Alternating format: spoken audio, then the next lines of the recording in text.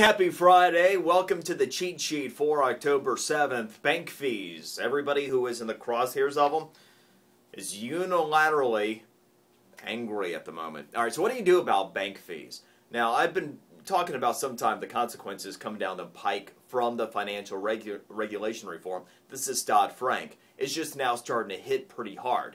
So, look, regardless of where the blame should be placed, whether it's in Washington or at the individual bank, bottom line is you want to avoid the bank fees, and that's understandable.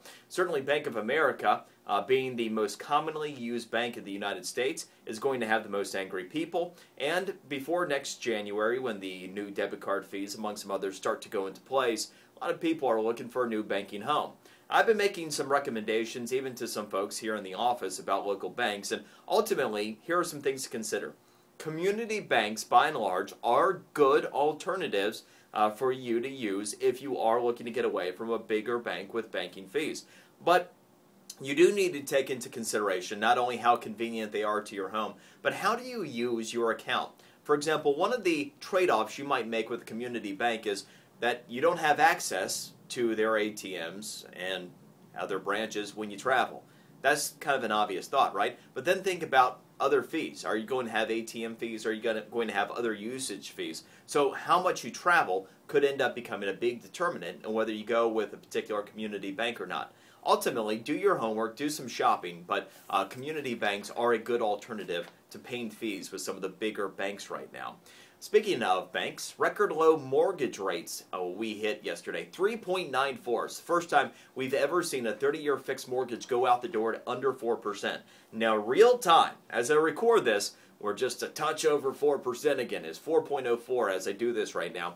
I did pull the lowest rates for our area, and I'll have some links on the physical cheat sheet for you to try to get these rates if you're looking for it. The lowest rate that you can obtain right now in our area with a 5% down mortgage, 5%. Remember, not many banks want to lend at 5%. But you can get a 4.24% mortgage rate, 30-year fixed with 5% down right now in our area. And you can get as low as 4.05 with 20% down.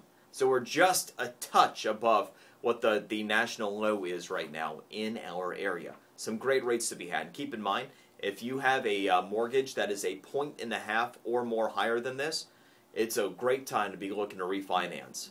So 1.5 more, that's usually the barometer at which you're going to want to refi, and especially if you're going to stay in your home over the long term. This is a great opportunity. I mean, heck, people thought that they refied at 6% and got a great deal. You ever think you could get it at 4%? Just remarkable. All right, iPhone 4S. Today is the day you begin your pre-ordering. And I would highly recommend that if you want an iPhone 4S with the initial shipments, you are ready to go early today to get your pre-order in. Now, here's the thing. You have options, more options than you've ever had with the iPhone now. Not only can you get it for AT&T and for Verizon, Sprint also now is in the game with an unlimited plan. So those are your options. Pick your poison and go make your pre-order, but make it early today, or I have a feeling you're going to be left out. Today is a sad day for me, for other rotary enthusiasts. Mazda, the only maker of the Wankel rotary engine, is burying it. It was just over the weekend that I was telling Ashley, as we were talking about future car purchases. Now, I really hope that Mazda did what they did, or is going to do what they did the last time, that they put an end to the RX-7. They waited several years, redesigned, came out with the RX-8. No, it's not to be. Mazda has decided that they will not be producing any more rotary engine cars in the future. Rest in peace. Now, Jim likes to make fun of me because I'm at 41,000 miles on my RX-8, and I'm on my third engine. I've made it 5,000 miles on this one, by the way, without requiring a new one, which was better than the second engine, I think.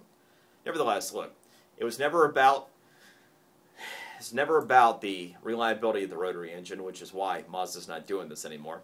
It was always about being able to take it to 8,000 freaking RPMs. 8,000 RPMs on the red line before you had to shift.